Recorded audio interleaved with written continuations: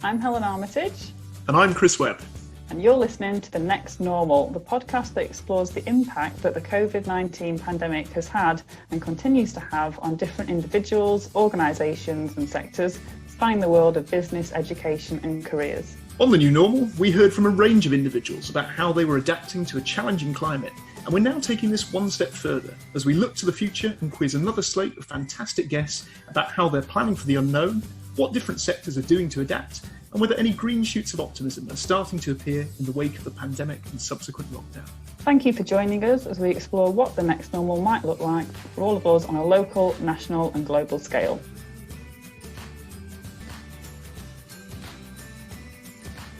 Good morning and welcome to The Next Normal. As always, I'm joined by my co-host Helen Armitage. Helen, how are you doing today? Very well today, Chris. Very well. I'd say a solid, an 8 out of 10 today. It's going well. Yeah. How about you? Wow, fantastic. We're getting a good set of averages from you, Helen. We had 9 last time, or possibly even a 10 last time, 8 this time, doing very well.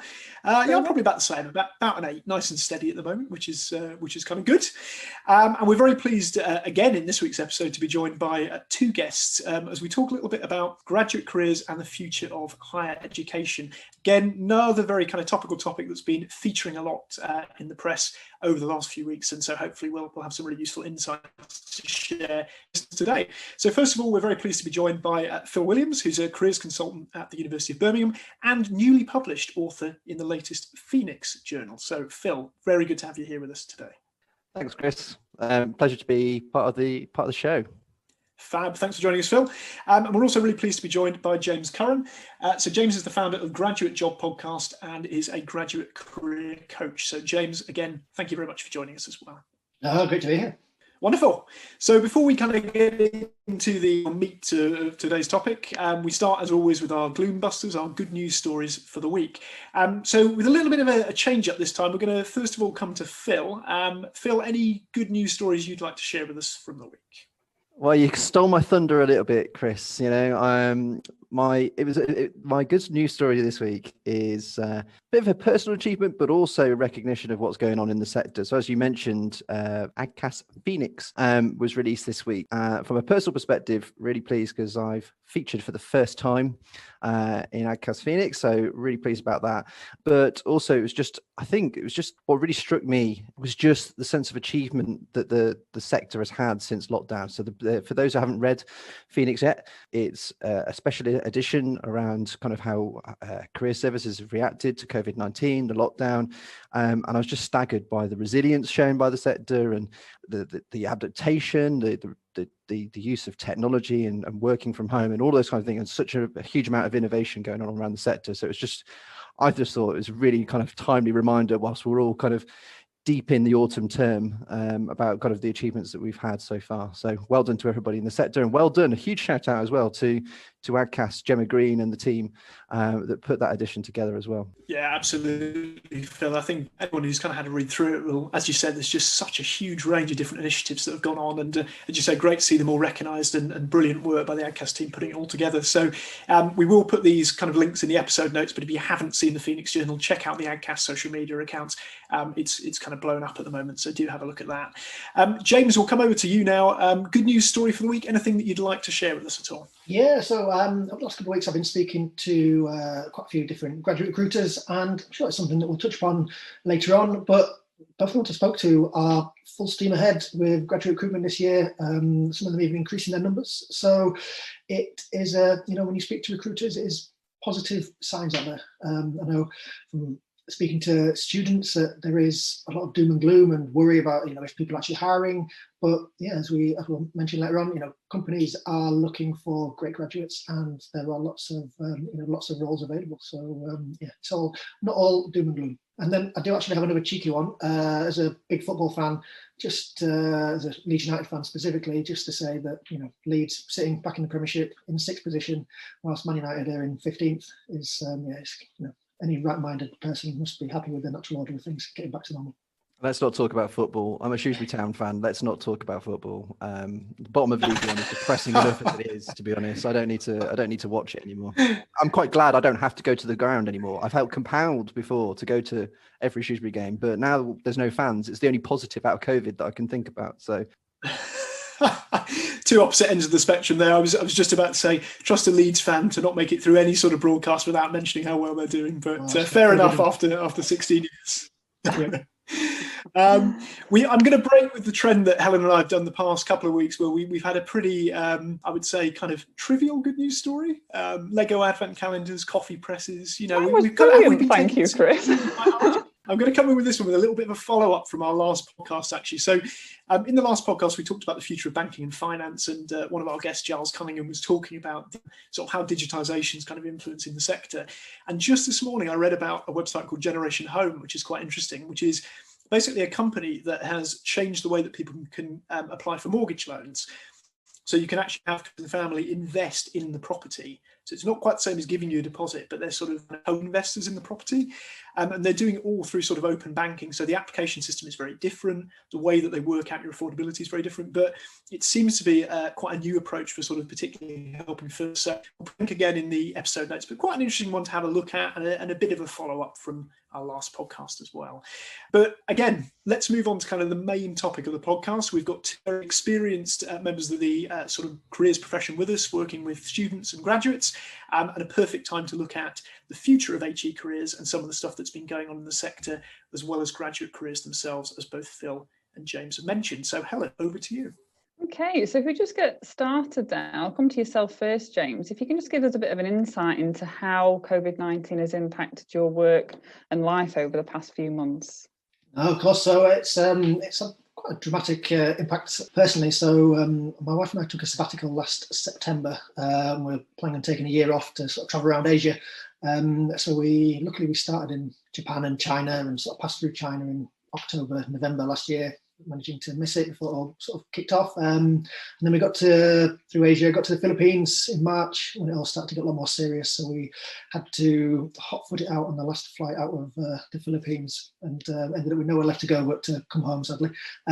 So since then, it's my previous career has been in management consulting, so I've been able to spend a lot more time working on the podcast, which has been a labour of love, and coaching people. So it's been positives and negatives. But in terms of the people that I've been coaching, so earlier in the year it was really tricky. So some of the clients I'm coaching, beginning of the year they were through to the assessment centre for lots of companies, and then it all just March hit and it all just stopped. Assessment centres were cancelled because we're all face to face, and companies with that uncertainty just didn't really know what to do, and as a result they just pulled the recruitment. So for people going through the process, then it was really tough, because you put the hard work in, you get to the assessment centre, really think you're in for a chance, and then poof, they've all disappeared.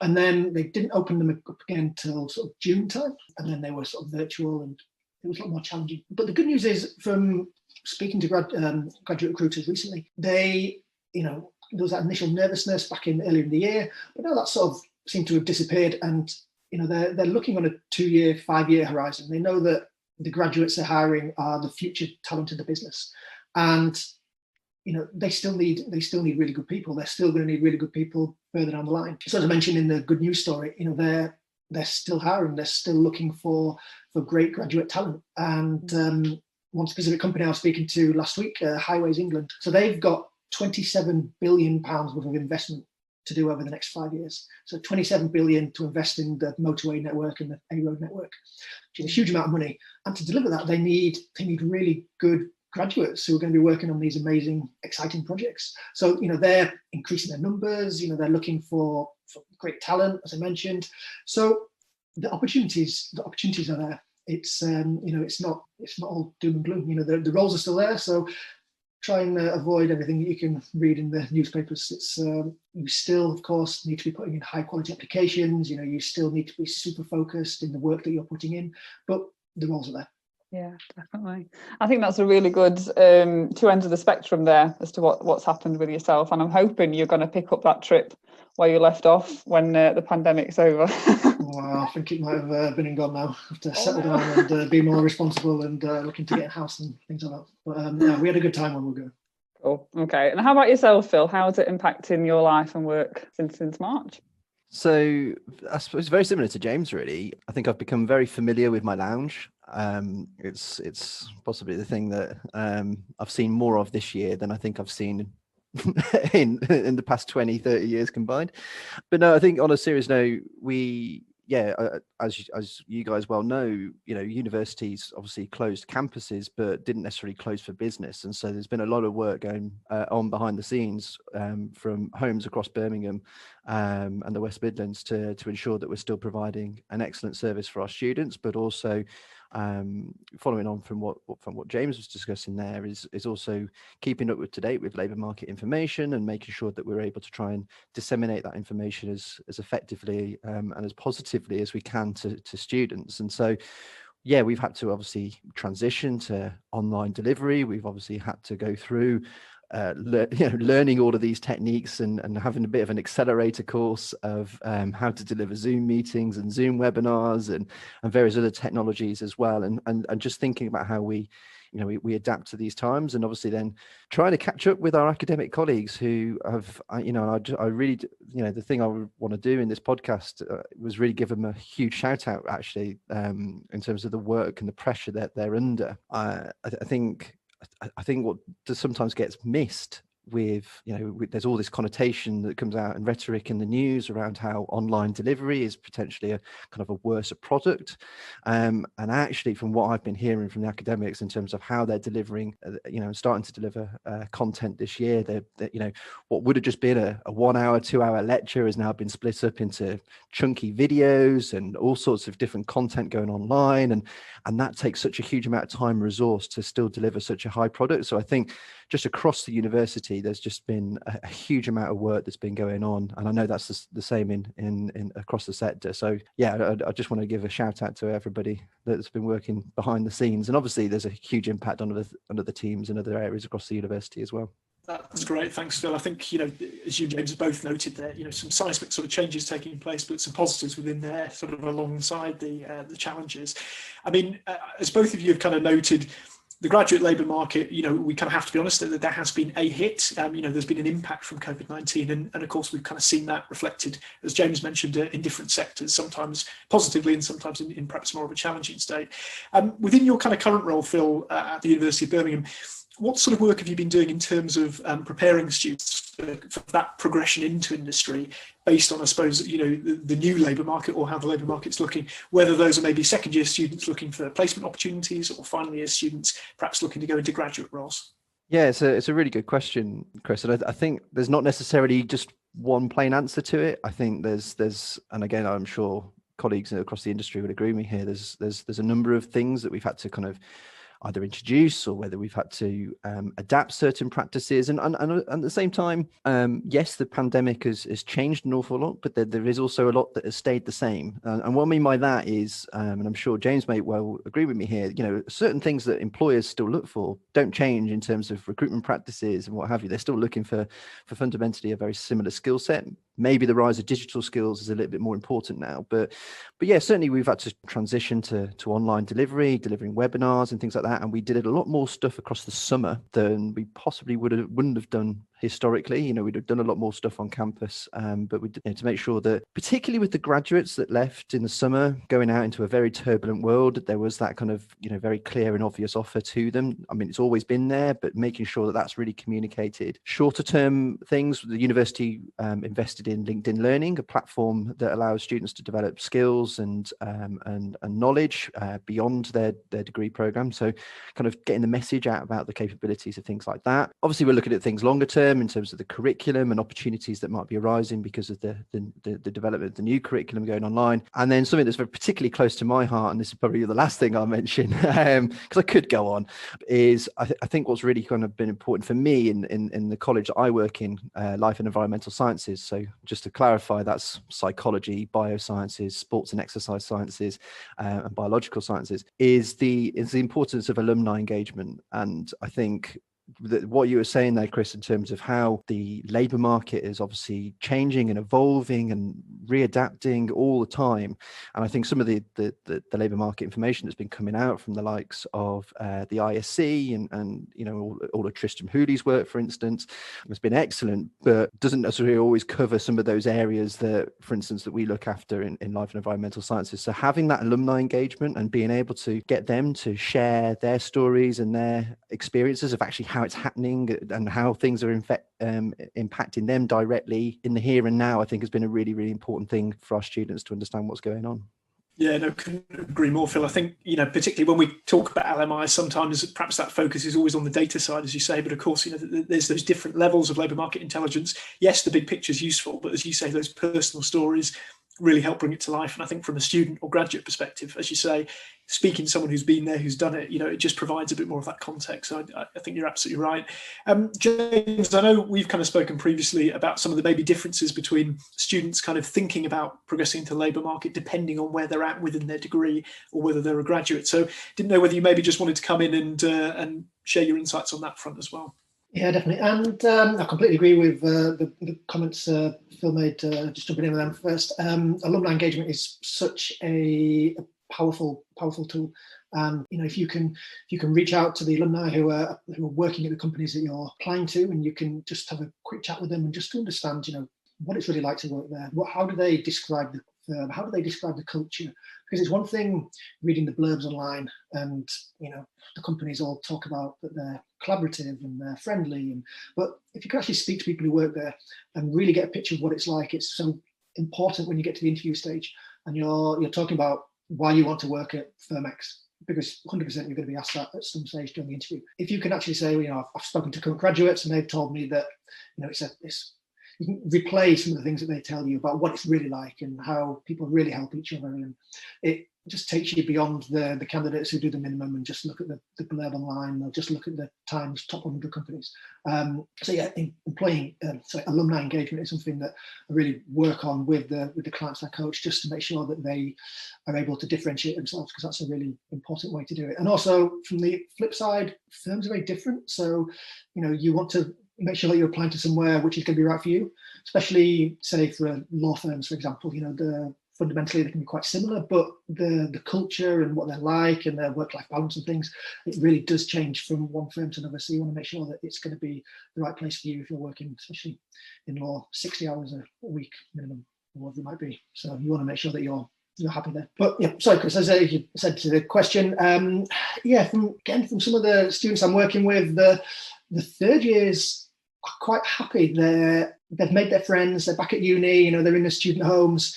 Everything's online, it's easier, they can really focus down on what they need to focus on. They can get their head down, work on their dissertations or their projects and things.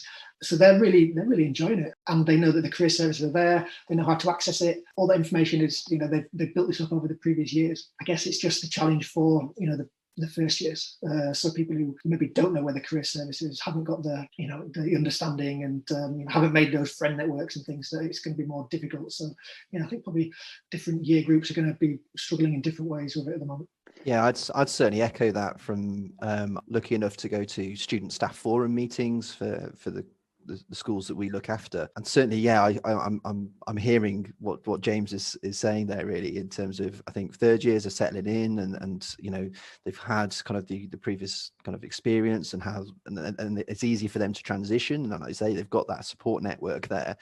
First years, this is totally brand new to them, and they're trying to learn how university works, they're trying to learn how things work online, and then they're also trying to form friendship groups when the traditional methods that they would have aren't there. So I think it really emphasizes the importance of things like student groups, student societies, things like that. And one thing I was actually going to mention, because I think going on to James's point as well, is different year groups are experiencing different kind of challenges. I think one of the challenges we found with COVID and the lockdown was lots of students missed out on work experience opportunities. So returning students have missed out on work experience opportunities. So something certainly that we're doing at Birmingham is to try and work with societies. I know there's some really good examples out there of this already, but we're working very closely with our Enactus Society, which is a social enterprise society, and we're looking to try and expand their offer and help support them in developing new projects. So to provide some those opportunities for students, and it's also a great way for them to meet friends and meet other people, like-minded individuals as well. So I think it's looking very holistically at these types of things. Yeah, absolutely. I completely echo both. Everything that you've both said. I think it's really important to still provide that student service and make students feel kind of welcome and safe and secure in the university journey. Right, guys, so this is the part of the podcast, Top of the Pods, where we ask our guests for their favourite podcast that they're listening to and recommendations for our listeners. So, James, I'll come to you first. What's your favourites at the moment? So my favourite at the moment is the Property podcast by two guys called Rob Bentz and Rob Dix. So if you're interested in property at all, this is the place to go. High quality content, so definitely recommend that. Interesting. Perfect time to be looking into the property market as well. Nice. Okay, and Phill, how about you? For anybody that knows me, I'm a huge sports fan, and what's on my radar at the moment is the American football season, because as I've said at the start of the show, let's not talk about soccer because my team is doing terribly. So let's focus on a team that is actually I support that's doing really well, who are the Pittsburgh Steelers, and there's quite a number of podcasts around it, but the best one for any American football fans out there is the Around the NFL podcast that they feature very heavily on the Sky coverage of the American football each Sunday. So yes, definitely recommend that one if there's any American football fans out there. James, coming on to your podcast, and this leads quite nicely onto it. So the Graduate Job podcast. So it's delivered some great episodes entitled Dealing with Rejection from Graduate Jobs. And one of my personal favourites, Get Off Your Arse and Make It Happen. Love that. I love the bluntness of it. I'm going to entitle a session that. I think that's the winner for me. But what advice do you have for those students and graduates and careers professionals who are supporting our students and hoping to progress into industry and could be feeling a bit hopeless at this time and in a state where it could be reverting back to the darker days of the national lockdown? What advice would you have for those students, graduates and careers professionals at this time? No, that's a really good question. And I'll go back to what I mentioned earlier with companies are still recruiting. So the key to graduate jobs is in the name, really. They're looking for graduates and they have jobs available. So it's not like you're sending off speculative CVs. These companies have roles available. So it's a really competitive market out there. I'm not going to lie.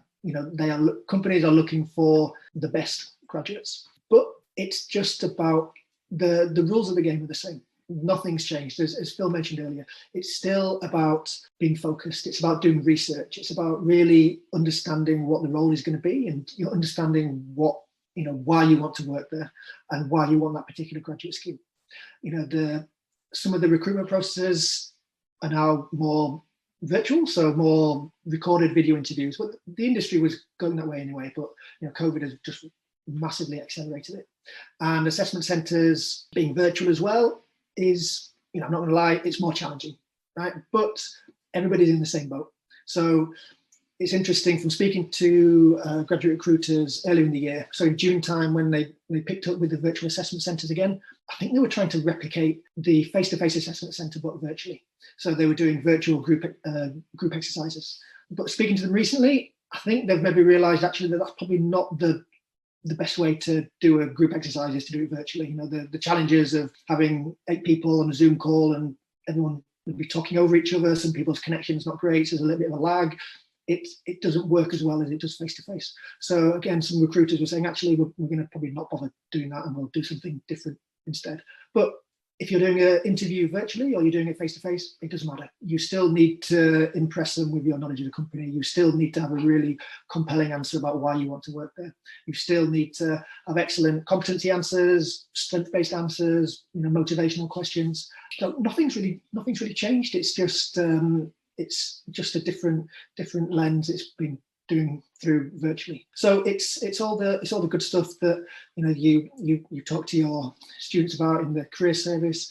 It's just putting the attention and focusing. And one tip that I'd give is just the candidates who struggle tend to be the ones where they adopt a bit of a scattergun approach of just trying to send as many applications out. They've got one CV, they send it to everybody. They're cut and pasting their answers. That doesn't work. Companies want to feel special, that you've actually put the time and attention into your application. So you're not able to do that if you're just doing a scattergun approach. I mentioned earlier about the importance of using your alumni network to find out what it's like. If you're going to do that, you can't apply to 40 companies and reach out to 40 different people, each working at their company. you're just not going to be able to do it time-wise. So it's about picking the 10 best companies or the 10 companies you really want to work for and doing 10 really high-quality applications as opposed to just chucking as much stuff against the wall and seeing what sticks.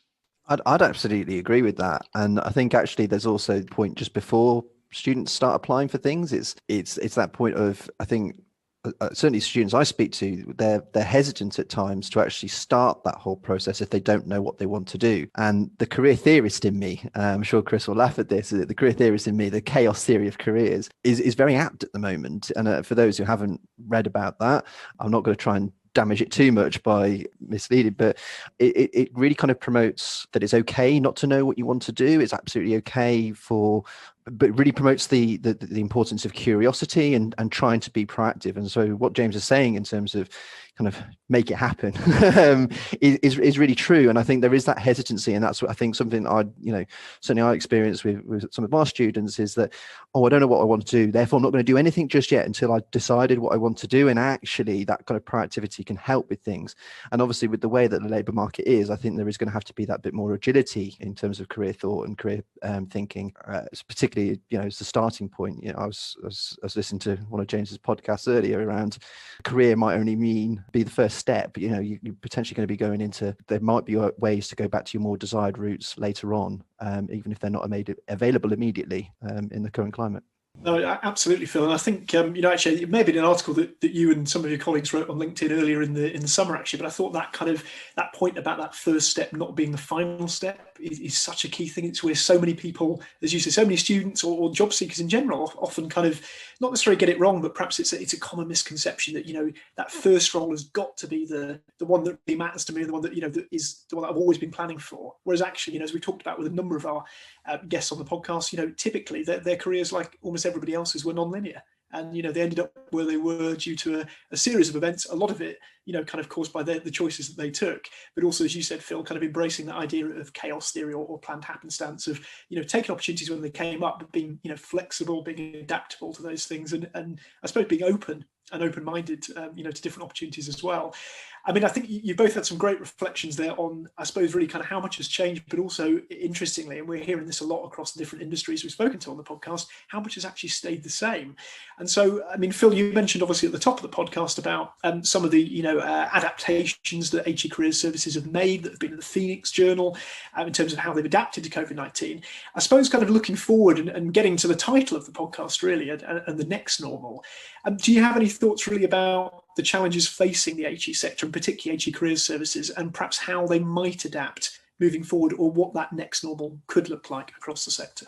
I think the difficulty is just not knowing what next month's going to bring, let alone what next year. And it was interesting, actually, we're looking at developing a new career strategy for the department, and in line with the university strategy, and which is been put up till 2026, and I'm looking at 2026 thinking that's a long way away. If this year has taught us nothing, next month is a long way away. And I think actually that there's a lot of things in there. I mean, my initial thought with regards to this question really is, does anybody remember the word Brexit?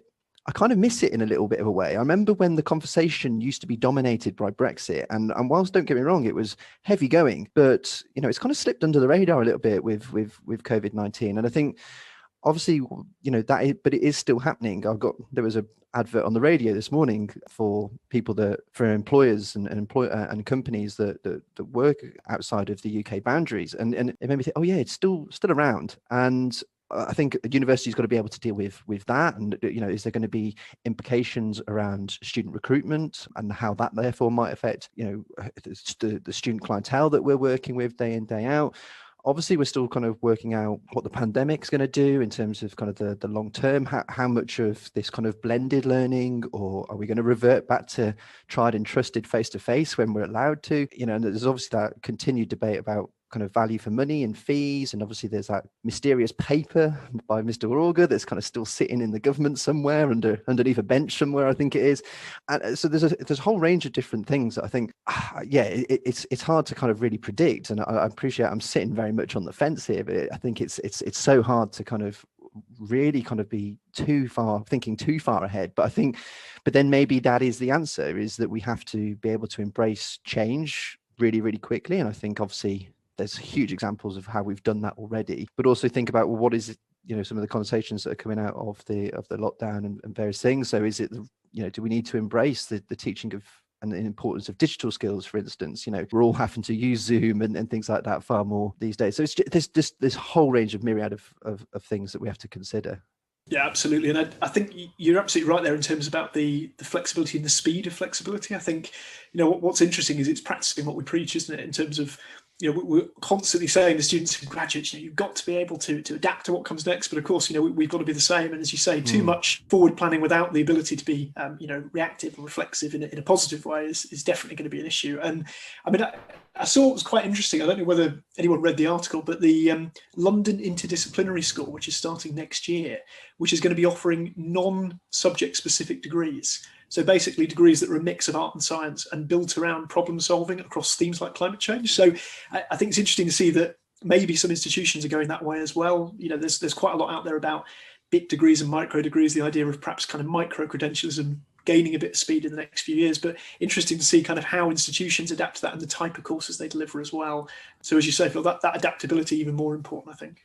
Just got one other point really, I think, on this, in terms of, obviously, very crudely, I suppose career services are kind of at the back end. You've got student recruitment teams bringing in students at the front end. And I suppose particularly what the pandemic might have taught us is that what happens at the front end, i.e. students coming in year one, there might be a very different picture for them by the end of year three. And I suppose there's a real conversation to be had about how do we prepare students. And an example I've got, psychology, there wasn't necessarily the labour market there to support 300 students graduating each year to go and be clinical psychologists. That's definitely going to be still the case now. How do we encourage them to think broadly and widen their horizons around different opportunities in the labour market that are there and ready? And the chances are, with the pace of change that was happening pre-COVID, their job might not actually exist yet. So how do you prepare people for jobs that don't exist yet? Answers on a postcard, please. Yeah, I mean, I think interestingly enough, you've actually probably answered your own question earlier on. I think, all the stuff that you were mentioning around that kind of curiosity, the adaptability, the being informed, as James has kind of touched on as well, using alumni networks or using people I think, there's a lot of, I know, career practitioners who talk about this. And it actually takes me back to that quote from Philip Hawkins. So to be employed is to be at risk, to be employable is to be secure. And I think that really ties in with what you're saying, Phil, about that need to kind of be curious, to be adaptable, but also potentially to be widening horizons and look at options you might not have thought of. Okay, so just to round the podcast off here, we'll just come for your final thoughts. James, I'll come to you first. So what are your kind of final tips for students and graduates currently looking for graduate roles at the moment? Good question. I'd stick with being focused. So as I said, be focused. Make sure you know who you want to apply for, and make sure you've got some really good reasons why you want to apply for them, and stick to a smaller number of companies, but just do higher quality applications and you won't go far wrong. Quality, not quantity. Definitely. Phill, how about yourself? 100% agree with what James has just said there. It's quality over quantity, but at the same time, balancing that with the things we've talked about earlier in terms of curiosity. Don't be afraid to have more than one option. And what I mean by that is, if you have interests, for instance, you might be a psychology student that's interested in marketing and HR. It's not a bad thing to be curious about both. You don't have to decide which one it is. To kind of look to think about applying for opportunities in those areas, it's absolutely fine to do that. But at the same time, I think reaching out to alumni is crucial. It's amazing how helpful and responsive the alumni community have really been during the pandemic. So I think it's very much a resource there for students to tap into. And don't put too much pressure on yourself. Don't listen to all of the bad stuff out there. As James is saying, there are opportunities out there, and there's opportunities out there that didn't exist 6 months ago. So I think there's it's thinking along those lines really. That's great. Thanks very much, Phil and James there. I think, particularly good points about cutting out the noise. As we often say to students and graduates, it's there, it's hard to avoid it, but, so much kind of, I think sometimes deliberately negative press on that front that, it can be very hard to kind of counter that and challenge that. So the more that you can do that, as you two have both noted with, speaking to people who are actually in those industries, through alumni engagement, those type of things can kind of really help along those lines. So, I mean, we've covered an awful lot of kind of content there today. A lot of the links that we've talked about, a lot of the kind of, examples and advice, insights that you've shared. We'll make sure that we kind of pop those in the episode notes for people to take a look at if you're listening to this at home. But all that remains to be said really is thank you very much to Phill for joining us today. No, thank you for inviting me to be on. I have gone beyond what I've been able to do normally. I've never been on a podcast before, so hopefully I haven't ruined my chances of being on again. Fantastic. And thank you very much to James for joining us. Absolute pleasure. Thanks for having me. Brilliant. And thank you to those listening at home. All the best and have a great day.